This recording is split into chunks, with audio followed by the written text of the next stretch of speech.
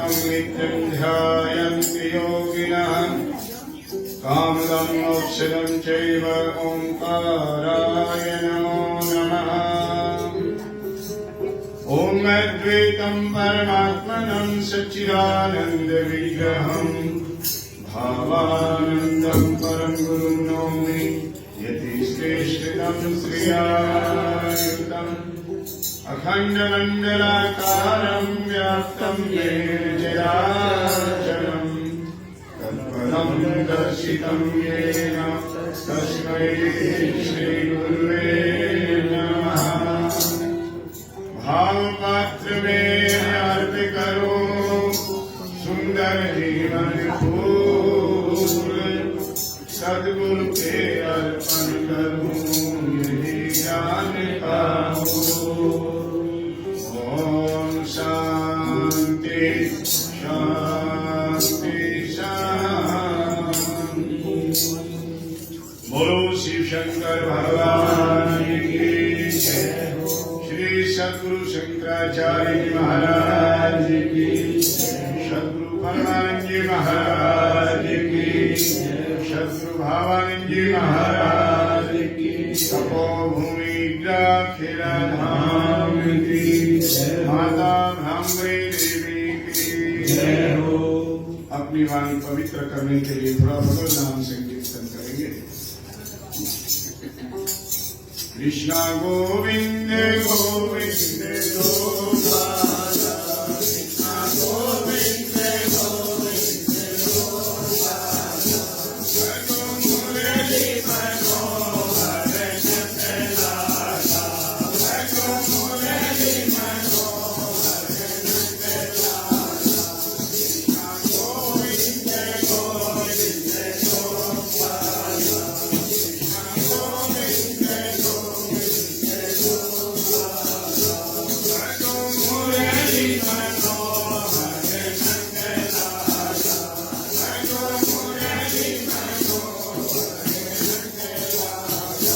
कृष्णा गोविंद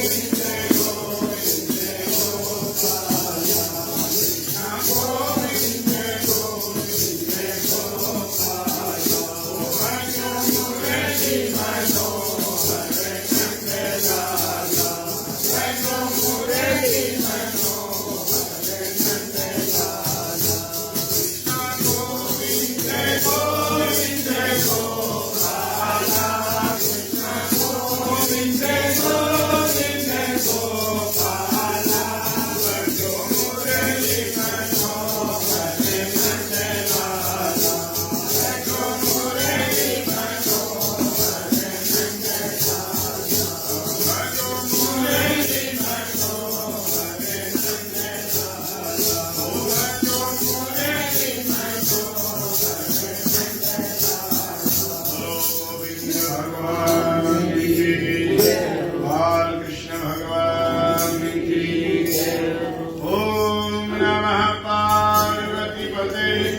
हर हर महादेव शंभो। कण कण में विराजमान परमपिता परमात्मा, जिनकी महती अनुकंपा से आप और हम सब चल फिर रहे हैं, प्रत्येक क्रियाक्रम कर रहे हैं। श्रद्धेय गुरु महाराज के श्री चरणों में वंदन प्रणाम करते हुए त्याग मूर्ति सद्गुरु भावानंद जी महाराज को हृदय से नमन वंदन करते हुए वंदे महापुरुष के चरणारविंदम।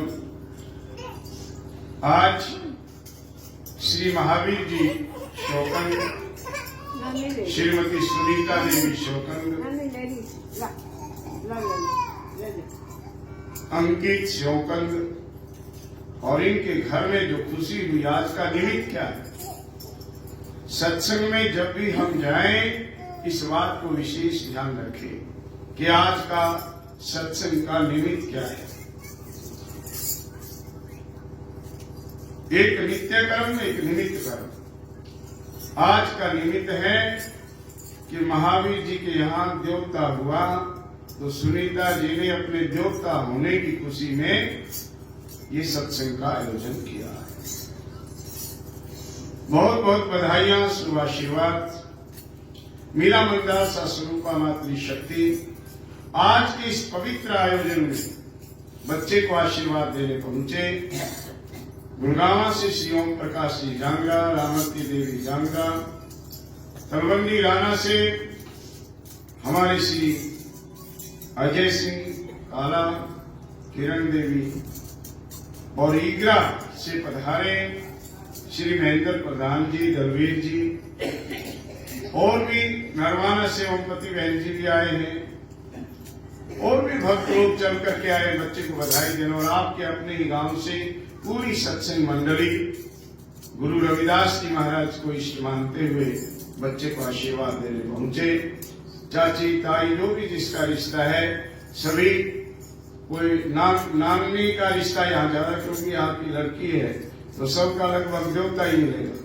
तो अपने देवते को बच्चे को आशीर्वाद देने पहुंचे मीरा मनदास स्वरूपा मातृशक्ति एवं प्यारे बच्चों। आइए आज के निमित्त को समझें और बच्चे को आशीर्वाद दें। महापुरुष कहते हैं ये जीवन बहुत कीमती है। अभी प्रधान जी ने बतलाया, बड़े भाग्यवान उस तन पावा, सुन दुर्लभ सदग्रंथ गावा। बड़े पुण्यों के प्रताप से मानव का चोला प्राप्त होता है। मानव चोला मिला, उसके बाद क्या चाहिए? कहते उसके बाद चाहिए ज्ञान। मानव देही धार के नहीं पिछाने आराम, जैसे कुआं जल बिना तो खुद वायु किसका। ऐसे ही हम 70, 80, 90, 100 वर्ष तक जीवन जी करके चले जाते हैं, पर प्रभु नाम से प्रेम नहीं, भगवान की भक्ति नहीं, दान पुण्य में निष्ठा नहीं, रिश्ते निभाने नहीं आते, वाह वाह वाह वाह कुत्ते बिल्ली की तरह से करते करते पैदा होते हैं और ऐसे ही लड़ते लड़ते मर जाते हैं। महापुरुष कहते हैं कि उस चीज को समझो। वो सार चीज क्या है? सार वस्तु क्या है? सार है अपने जीवन को समझना, जीवन मुक्त हो जाना। जीवन मुक्त कैसे होगा भाई? बड़े से बड़े महात्मा, बड़े से बड़े संत, बड़े बड़े भगत सब एक ही बात कहते हैं कि इस मृत्यु लोक में हमें बार बार जन्मना ना पड़े, यहाँ बार बार ये जो आवागमन लगी है ये सब ना हो। ऐसा गुरुजी कोई उपाय बताओ। ऐसा उपाय है मुक्ति। मुक्ति कैसे होगी? मुक्ति होगी गुरु के बताए हुए मार्ग पर चलने से। अब गुरु मार्ग कौन सा बतला रहा है? क्या वो मुक्ति का है कि यही रहने का है? जैसे हम वाणी बहुत ऊंची बोलते हैं और कर्म नीचे का करते हैं, तो हमारी सदगति कैसे होगी? भगत कहावे बोले झूठ, तेरा कपटी लर्जे हिया नहीं, भिक्षुक खड़ा रहे दर पे, तूने टूक तलक भी दिया नहीं, कोई भी सुकर्म किया नहीं, पाप खेप भर के चाला और ये भोग जिसे करके चाला। हमारे गुरु महाराज कहते हुए मानवता के काम कर। मानवता के किसको कहते हैं? कहते दया धर्म का मूल है। धर्म का मूल क्या है? दया। दया धर्म का मूल है और पाप मूल अभिमान। तुलसी दया ना छोड़िए जब तक गच में प्राण। आचार्य तुलसी साहेब, कबीर जी, गुरु रविदास जी, रजब, फ्रीदा, मीरा, तुकाराम, गुरु परमानंद जी, भावानंद जी, संतों का मत लगभग एक होता है, पर वो हमारे समझ में नहीं आता। समझ में क्यों नहीं आता? कई गुरुओं का उपदेश कट्टरवाद पर उतर आता है। ये आपा ने करना, ये को नहीं करना, चाहे गर्दन चली जाओ। परंतु यहां महापुरुषों ने कहा है मंदिर टूटे, मस्जिद टूटे, ये सभी एक मजा का है, दिल किसी का ना टूटे जो असली घर खुदा का है। एक बाबा फरीद थे, बाबा फरीद थे, और बाबा फरीद को जलेबी बहुत प्यारी थी। बाबा फरीद के पड़ोस में एक बुढ़िया रहती थी और बुढ़िया का देवता आया हुआ था। उस देवते का जन्मदिन था। आज तो बच्चे का जन्मदिन नहीं है, जन्म के निमित्त सत्संग। जन्म तो हो गया महीना डेढ़ महीना पहले। अब देवते का जन्मदिन है तो अपनी यहाँ एक परंपरा है कि देवता आया हुआ है, देवते ने हज की मेरा जन्मदिन मनाओ। 8-9 वर्ष का देवता।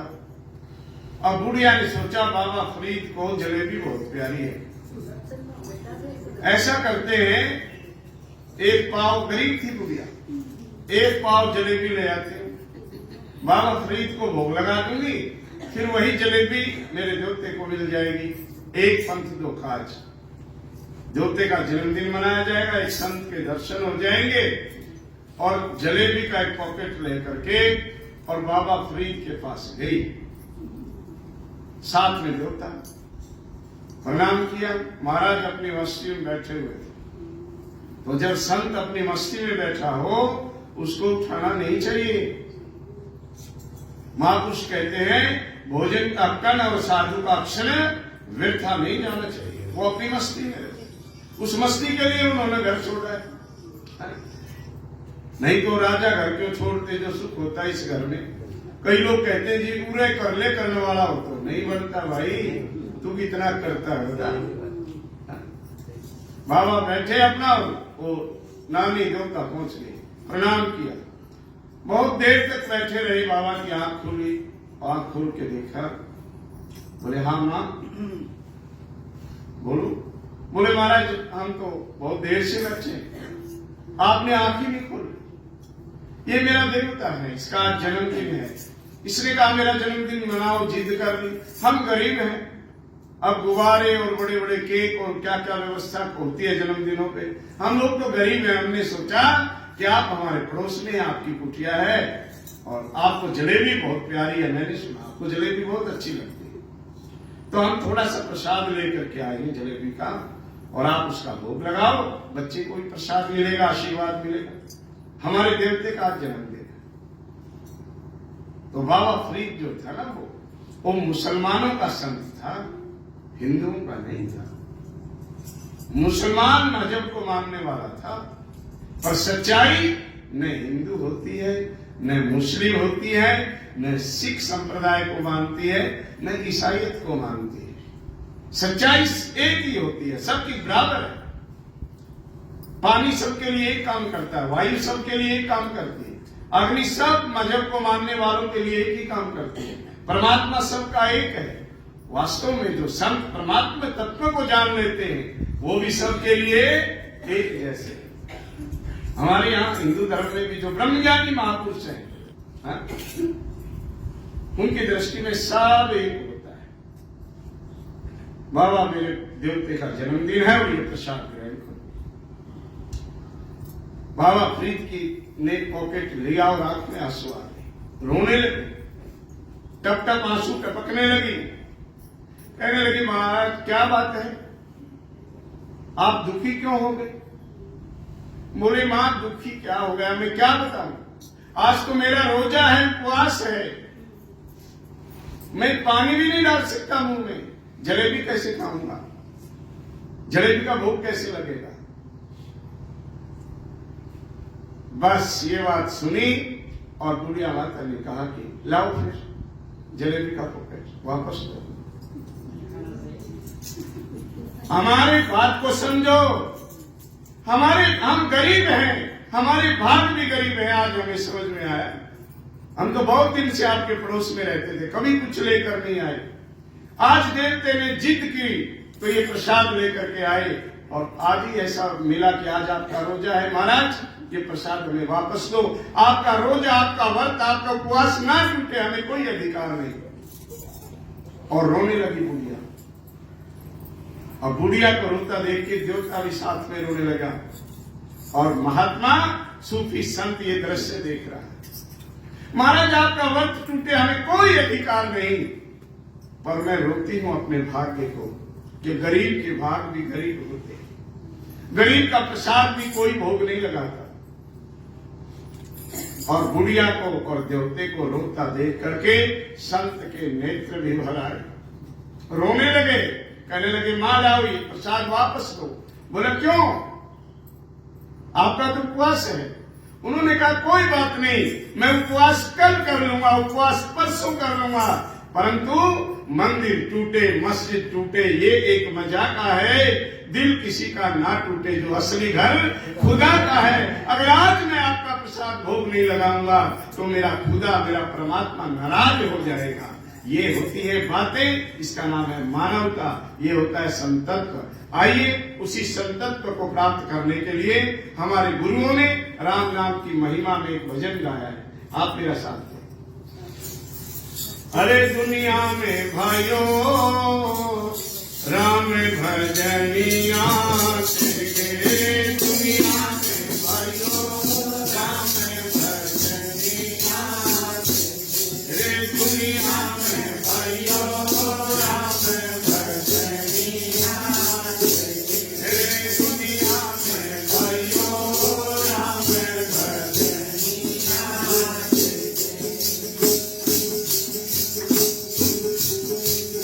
गुरुजी ने दर्शन दिए जरा न लगाई तेरे, नदी जी का बात भरा गजे की चूड़ी में, द्रौपदी की राज राजी तीरों के लगाए थे, द्रौपदी की राज राजी तीरों के लगाए थे। धना भगत का खेत नित्या राम ने चढ़ाई, राम से भगत का काम किया सारी बड़े भगत, कबीर भगत की जगन जाई भक्तों का रक्षा मान, कबीर भगत की जगन जाई भक्तों का रक्षा मान। सूखे देर भी लेंगे खाए, सूखे देर भी लेंगे खाए, हाथ पीछे बैठेंगे दुनिया में भाइयों राम भजनिया तेरे, दुनिया में भाइयों राम भजनिया।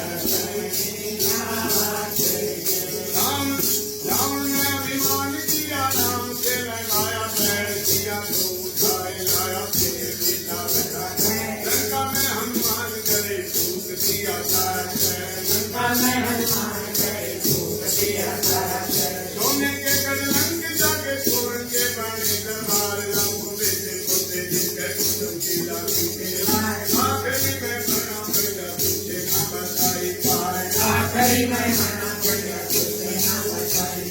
भगत विभीषण बचा लिए थे, भगत विभीषण बचा लिए थे, करके नाथ से मर गए दुनिया में भाइयों राम भजनिया तेरे, दुनिया में भाइयों राम भजनिया तेरे, दुनिया में भाइयों राम भजनिया। दिल सुते आवे जगे रचना लागी कुमार, रोम तक जड़ में के पर राम भगत के नीचे हो गया सही राम ओंकार, राम भगत के नीचे हो गया सही राम ओंकार। भगत को चटाने लगा जीवन से गिराए दिया, होलिका की गोद में आंगन में आए दिया, राम जी की कृपा हुई वहाँ की बचाए दिया, राम जी की कृपा हुई वहाँ की बचाए दिया। अंधकार हीरे ना कुछ मारे, अंधकार हीरे ना कुछ मारे, आंचल सारे करके दुनिया में भाइयों राम भजनिया तेरे, दुनिया में भाइयों राम भजनिया तेरे, दुनिया में भाइयों राम भजनिया। रावण कैरु कंस मारे दुनिया को, रावण कैरु कंस मारे मर्यादा को, होने वाले दुनिया से मिटाए दिए पाप बीज होने वाले, खाली हाथ गए भाई पार्वती के होने वाले, खाली हाथ गए भाई पार्वती के होने वाले। भक्तों के हिसाई प्रभु जया नहीं होते जो, इस कली पैसा ही किया सुख दिया भर को, न्यारे न्यारे रूप धारे आना तो पड़ गयो, न्यारे न्यारे रूप धारे आना तो पड़ गयो। सच्चे दिल से रख लिया जिसने, सच्चे दिल से रख लिया जिसने, अधिकार के पीछे करके दुनिया में भाइयों राम भजनिया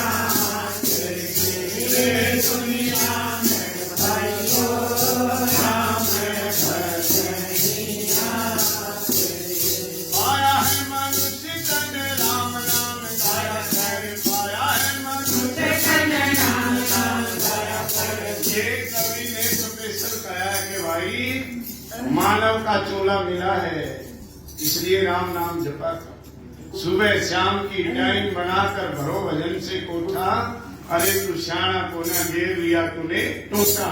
एक घड़ी आधी ते पुनिया, तुलसी संगत साधगी हरे कोटि अपराध। साध कौन? सुल्फा पीने वाला नहीं, मदिरा पान करने वाला नहीं। राम राम सभी कहें, ठग ठाकुर और चोर, प्रेम बिना रीझे नहीं नटवर नंद किशोर।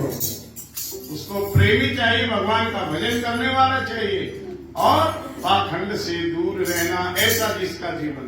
सो साधु सुदुर्लभम, जो यज्ञ करता है, जो यज्ञ करता है, जो वेद का पठन पाठन करता है, जिसके जीवन में नियम है, बिना नियम का नहीं। अच्छा एक बात बताओ आपको, ज्ञानी और मूर्ख में आप क्या अंतर समझते हैं? हाँ? पागल में और ज्ञानी में क्या अंतर समझते? मैं मेरा तरीका बताऊं जो शास्त्रों में लिखा है। जो व्यक्ति उचित व्यवहार करे उसको हम कहते हैं ज्ञानी है, बहुत सियाना है। जैसे छोटा बच्चा है, अब ये देवता थोड़े दिन में बड़ा हो जाएगा और हम इसको कहें बेटा वो गेंद उठा के लाओ, और इसकी बुद्धि ने वो कैच की बात को वो गेंद उठा करके ले आया, तो हम क्या कहेंगे? बहुत सियाना है, बहुत सियाना है, बहुत ज्ञानी है। हा? और हम उससे गेंद मंगवाए वो कोई और चीज लाए, उसको नहीं कहते। एक सूत्र आता है संस्कृत में, अस्थाने नंत्र तमः प्रसंगे सदृश्यतम आदेश स्यात्।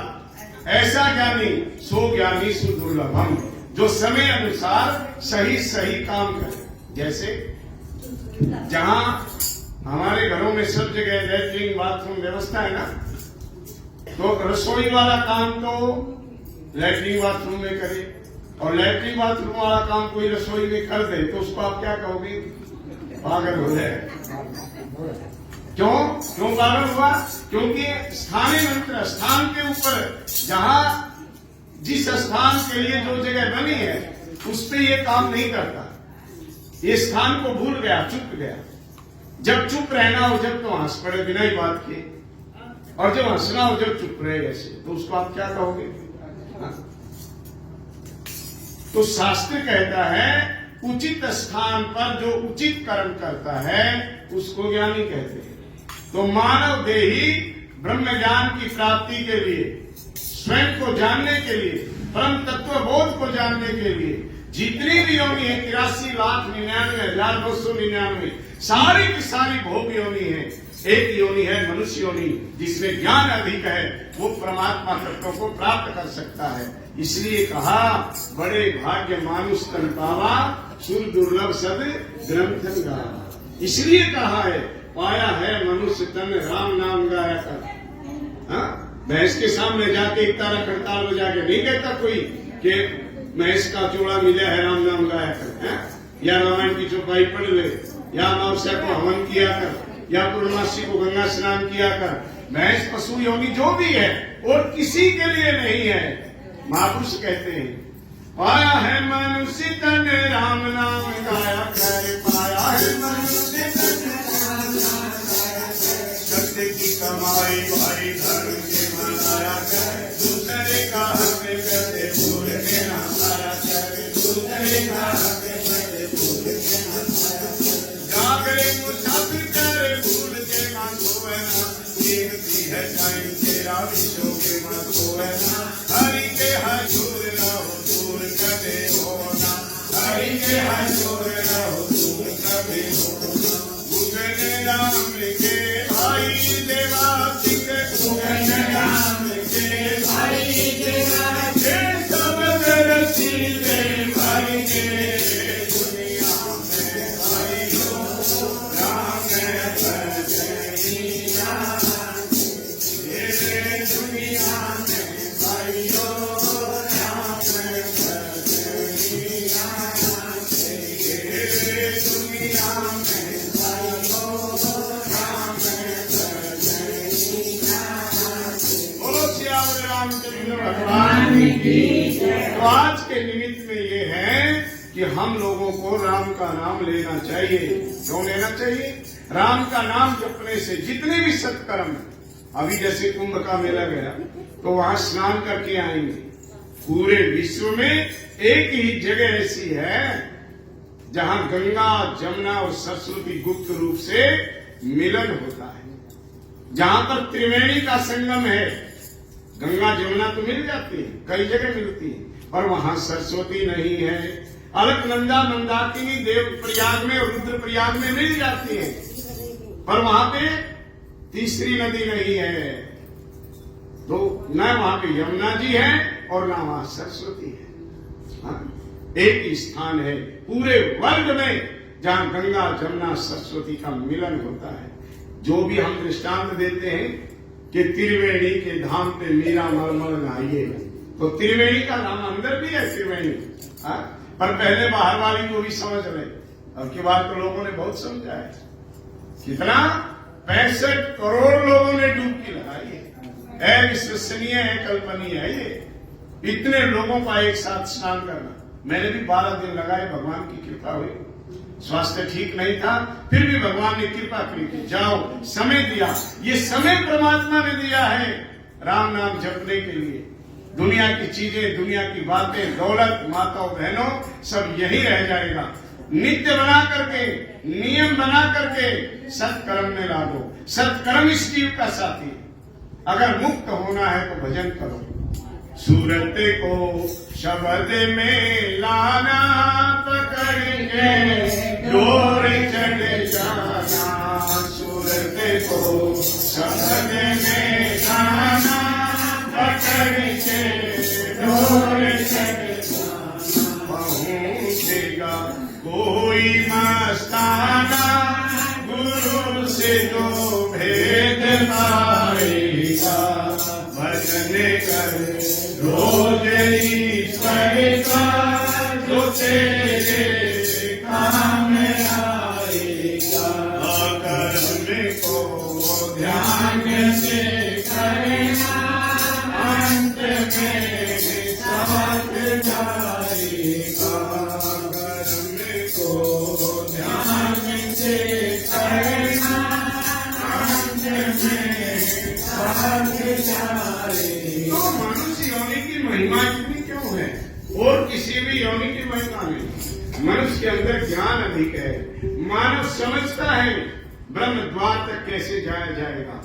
यम, नियम, आसन, प्राणायाम, प्रत्याहार, धारणा, ध्यान और फिर समाधि, अष्टांग योग को समझता है ये मनुष्य, और कोई नहीं समझता। और जो मनुष्य होकर के भी ना समझे तो महाराज जी का सूत्र है, मनुष्य धरा लिया नाम, पशु के काम करे दिन राती। रे बिन पुंजड़ के ढोर शर्म नहीं आती। माताओं, बहनों, भाइयों, खाना, पीना और सोना ये पशु का काम है। मानव में अंतर यही, जो जपे प्रभु का नाम। इसलिए नियम बनाओ, थोड़ा थोड़ा नियम निकालो।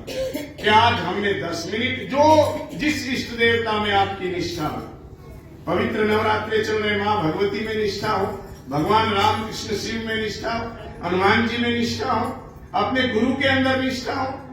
मेन बात क्या है कि आपको उस स्थिति को प्राप्त करना है, किसी भी देवी देवता या गुरु का नाम लेकर के, पर आपके अंदर व्यसन नहीं होना चाहिए। भजन कर रोज ईश्वर का, जो तेरे काम आएगा, पर सावधान, कर्म को ध्यान से करना, अंत में साथ जाएगा। गहनो कर्मणो गति, कर्म पीछा नहीं छोड़ेगा, आप जहां तक मर्जी जाओ। इसलिए कर्म सोच समझ के करना चाहिए। सत्संग सुनने का बहुत लाभ है। ये बड़े बड़े महात्मा, बड़े बड़े संत, कल भी हम एलनाबाद में एक बहुत बड़ा कबीर सम्मेलन था, संत कबीर सम्मेलन, बहुत बड़ा, जिसमें 550 महात्मा आए हुए थे। 550 महात्मा। वहां के जो महंत थे, महाराज जी चर्चा करने लगे पीछे, बोले महाराज जी सम्मेलन करवाना है, तो चेले तो कह रहे हैं कबीर पंथी आने चाहिए बस। मैं बोला फिर? बोले आप मेरा अपना परामर्श दो। मैंने कहा परमात्मा केवल कबीर पंथियों में और कहीं नहीं है क्या? बोले परमात्मा तो सब जगह। अच्छी बात और अच्छा सत्संग गीशा पंथी, दादू पंथी, कबीर पंथी ये करते हैं तो और भी कोई संत करता है। बोले अच्छी बात बताने वाले तो महापुरुष बहुत है, और आपका संबंध केवल एक पंथ में है कि सभी महात्माओं से है। बोले आप कहना क्या चाहते हैं? मैंने कहा महाराज जी आप तो विद्वान हैं, आप तो ज्ञानी हैं, आप वयोवृद्ध हैं, तपस्वी हैं, और शायद कबीर जी को हम भी मानते हैं। ठीक है, हाँ?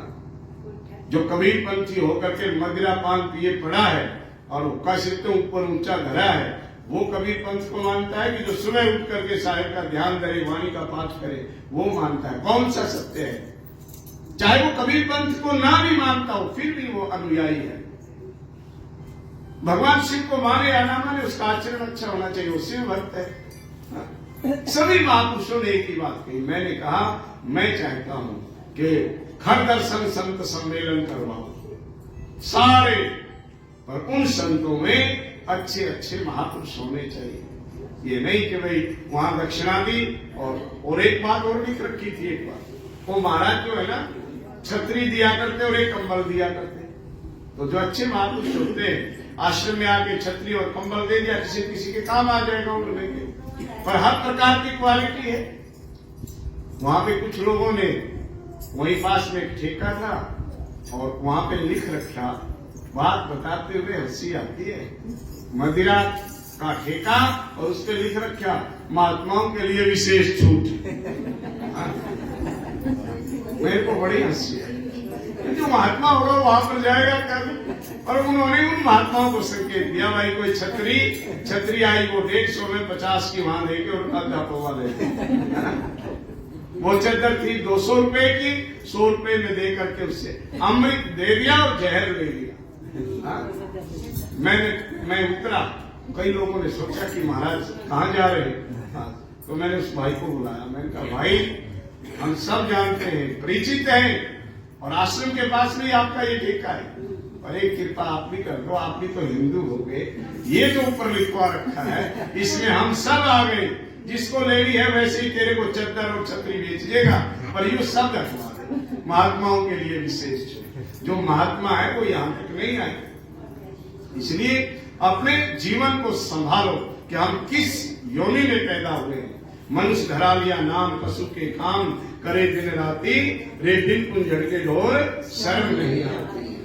महापुरुष कहते मेरे सदगुरु के दरबार में सब लोगों का खाता, मेरे दादा के दरबार में सब लोगों का खाता, मेरे सदगुरु के दरबार में सब लोगों का खाता। जो भी जैसा कर्म करेगा वैसा ही फल पाता, मेरे दादा के दरबार में सब लोगों का खाता, मेरे सदगुरु के दरबार में सब लोगों का खाता। कलयुग वालों दुनिया वालों देखो कैसा नाता रे, कलयुग वालों दुनिया वालों देखो कैसा नाता। सुनो पति की बात एक तुम सुनको अभी बताता, मेरे सदगुरु के दरबार में सब लोगों का खाता, मेरे दादा के दरबार में सब लोगों का खाता। भगवान की वही बहुत लंबी जोड़ी है, हाँ? जो एक पंडों की वही होती है ना गंगा किनारे। आप बता दो हम हरियाणा से आए हैं, हम नरवाना झील से आए हैं, नरवाना से आए हैं, तो डूमरखा वाला के नाम को अपना आप काट दें। कौन कौन है?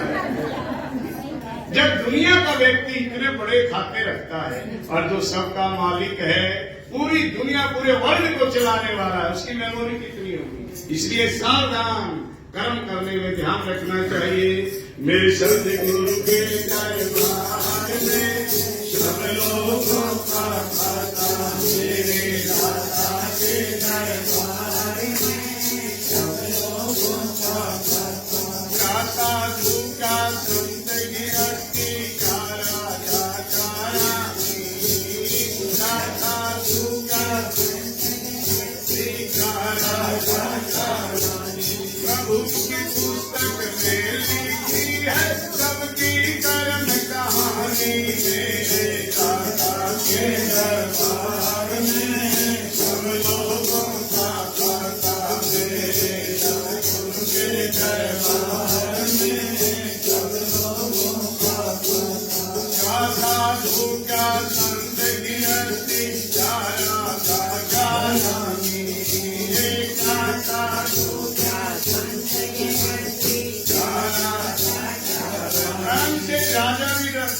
किया। एक समय ऐसा आता है, राजा भोज तक का विवरण है कि वो सोचा करते कि कहीं मेरे राज्य में कोई दुखी ना हो, कहीं पीड़ित ना हो, कहीं गलत काम ना हो जाए, कहीं मेरा कर्म ना बिगड़ जाए।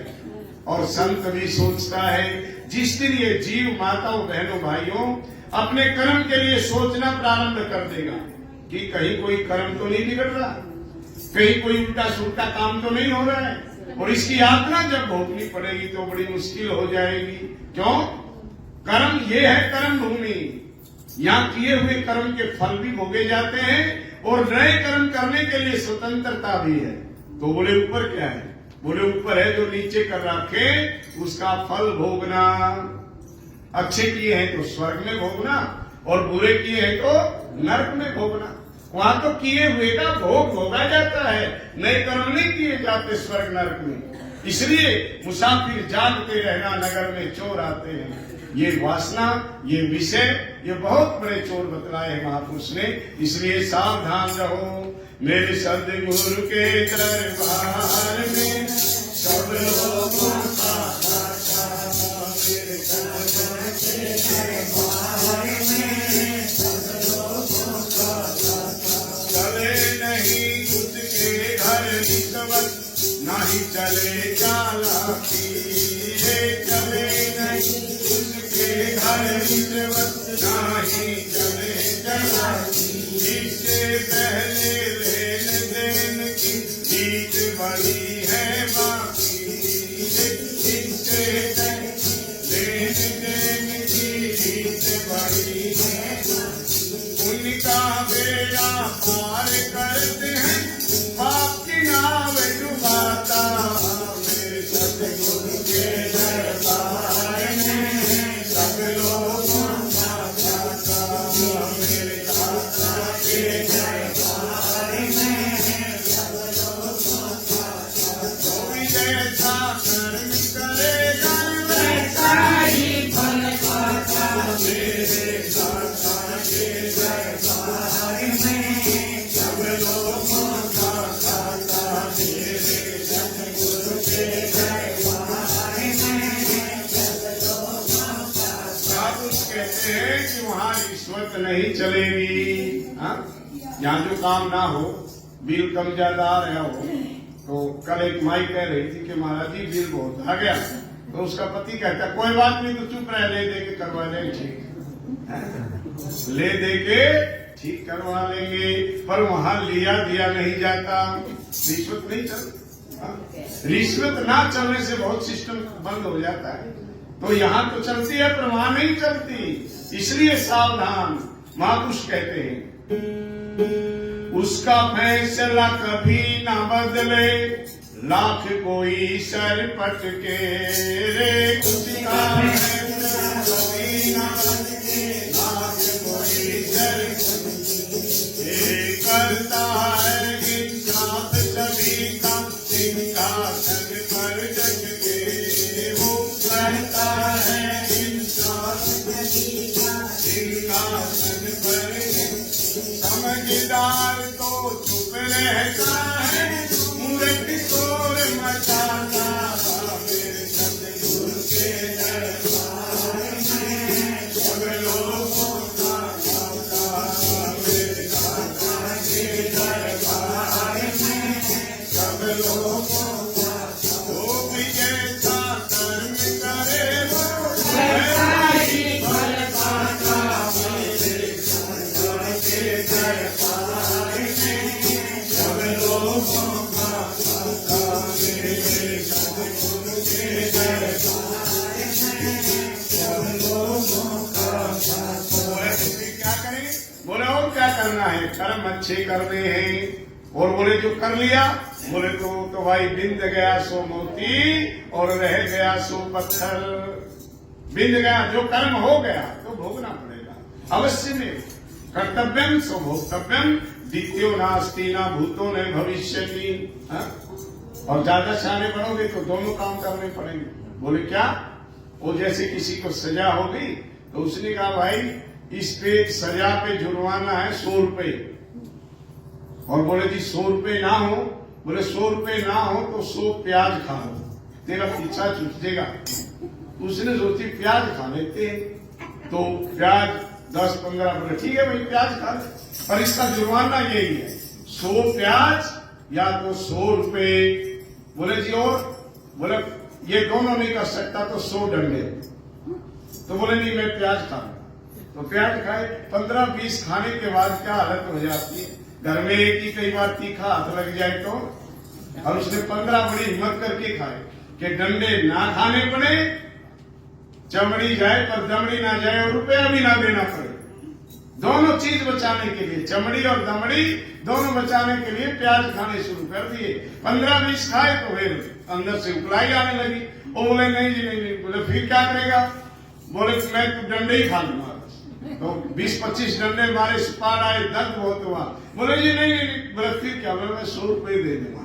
तो बुद्धिमान था कि मुंह बता हुआ है, 100 रुपये देके पहले पीछा छुट्टे था दे लेता। ना प्याज खाने पड़ते, ना कुछ डंडे खाने पड़ते। बोलो सतगुरुदेव भगवान की जय, सतगुरु के दरबार में सदैव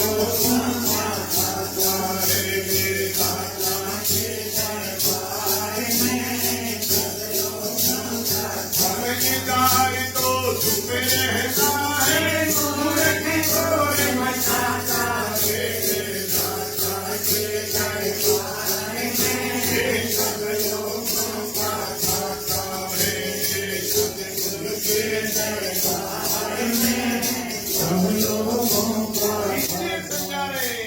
अच्छी करनी कर ले प्यारे, कर्म करो ना काला रे। अच्छी करनी कर ले प्यारे, कर्म करो ना काला। वो शक्ति सावन देख रहा है, तुम्हें देखने वाला।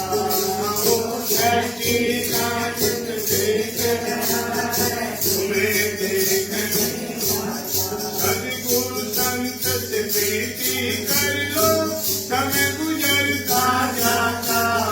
मेरे सदगुरु के दरबार में सब लोगों का दाता। बेटा के दरबार में सब लोगों का, जो भी जैसा कर्म करेगा वैसा ही फल पाता।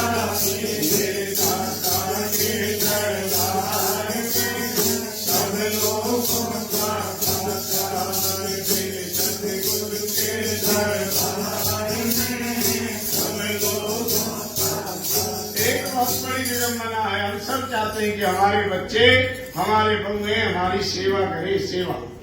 और ये सेवा वाली बातें, ये ज्ञानवर्धक बातें, ये सदाचार की बातें काम बताई जाती है सत्संग में। तो बच्चों को लाता है कोई सत्संग में, बहुओं को लेकर के आता है सत्संग में। हम कल भी गए वहां, हमने महाराज जी से कहा क्या परसेंटेज है? बोले आप निकालो। मैंने कहा 80% तो है बूढ़े, और 10% है थोड़ी थोड़ी कली वाले, और 7% है बिल्कुल बच्चे, 3% युवा हैं आपके सत्संग में, जो 18-20 हजार भक्त आए हुए हैं। तो जिनको वास्तव में उपदेश चाहिए, सुनकर के अमल करना चाहिए, जिन बहुओं को अमल करना चाहिए, जिन बेटों को अमल करना चाहिए, संसार में जिनको आवश्यकता है सत्संग की, वो तो आते ही नहीं है? और जो आते हैं उसमें कुछ टाइम पास के लिए आते हैं, कुछ यूं आते हैं चलो गुरु बना रखे, कभी नाराज हो जाए, वो कहते साल में तो जाना ही पड़ेगा, नहीं गुरु नाराज हो जाएगा। बस मुक्ति माक्ति की कोई बात नहीं, कल्याण की कोई बात नहीं, गुरु नाराज ना हो इसलिए। तो भाई जब तक सुनेंगे नहीं, सुनकर छोड़े दुर्मति, सुनकर धर्म पिछाड़, सुनकर पावे मोक्ष को, सुनकर पावे ज्ञान। अपने जीवन में नियम बनाओ। जो माताएं बहनें पढ़ी लिखी है, उनको अपने घरों में गीता पढ़नी चाहिए, उनको अपने घरों में रामायण पढ़नी चाहिए। जो माताएं बहनें पढ़ी लिखी है, बच्चों को रामायण की दोहे चौपाई पढ़ानी चाहिए। सारे इलाज है उसके अंदर। पर हम लोगों ने क्या करा कि हमने सत्य सिद्धांत, सत्य ग्रंथ, सत्य कर्म, इन सब को करना बंद जैसा कर दिया। क्यों? कि गुरु ही ऐसे हो गए रेडीमेड, किम नहीं करो मुक्ति हो जाएगी, हमारा नाम ले लो बस, ये बताने वाले गुरु आ गए। यज्ञ करने की आवश्यकता नहीं, रामायण पढ़ने की आवश्यकता नहीं, मंदिर में जाने की आवश्यकता नहीं। कुछ दिन में अगर यही हालात चलते रहे तो न आप बचोगे न आपके मंदिर बचेंगे। अल्लाह अकबर बोलना पड़ेगा। इसलिए अपने धर्म के लिए जागो, चेतना में आओ, समझो धर्म क्या होता है। धर्म ने दूजा सत्य समाना, सत्य के बराबर दूसरा कोई धर्म नहीं। और सत्य कब समझेंगे? जब सत्संग में आएंगे, जब महापुरुषों की वाणी सुनेंगे। लोक और परलोक को यदि शुद्ध करने वाला कोई विद्यालय है तो महापुरुषों का सत्संग है।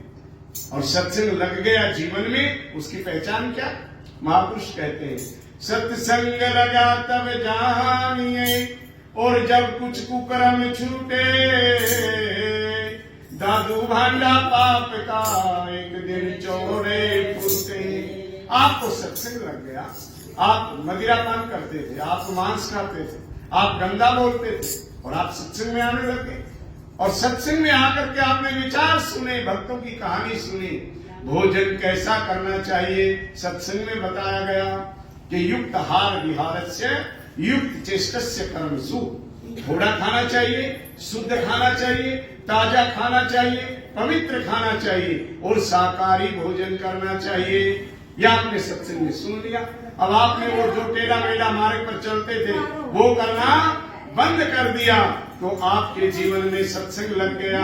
ये है सत्संग की महिमा। तो इसलिए अपने जीवन में हम सत्संग को अपनाएं। बेटे के जन्मदिन पर या बूढ़े के जन्मदिन पर या माँ के जन्मदिन पर या अपनी शादी की सालगिरह पर सत्संग करवाएं, घर में यज्ञ करवाएं, संतों को आमंत्रित करें और उन महापुरुषों के बताए हुए मार्ग पर चलने का प्रयास करें, तो हमारा जीवन धन्य हो जाएगा। कलयुग में सतयुग की लहर आ जाएगी। तो आज जिस निमित्त ये सत्संग का आयोजन किया गया, हमने समय रखा था 4 बजे तक का, पर थोड़ा सा चलने में लेट हुआ, आधा घंटा बाद में प्रारंभ हुआ, तो इसलिए हमने 4:30 बजा दिए। तो सुने सुनावे प्रेमवश, पूजे अपने हाथ, मन इच्छा सब कामना, पूरे गोरक्षनाथ। ये बच्चा मेधावी हो, परमात्मा इसको अच्छी और स्वस्थ उम्र कृपा करें, प्रदान करें, और ये अपने माता पिता दादा दादी नाना नानी का नाम ऊंचा करने वाला हो, यही हमारा आशीर्वाद है। बोलो सद्गुरुदेव भगवान की। ओम जय जगदीश हरे स्वामी।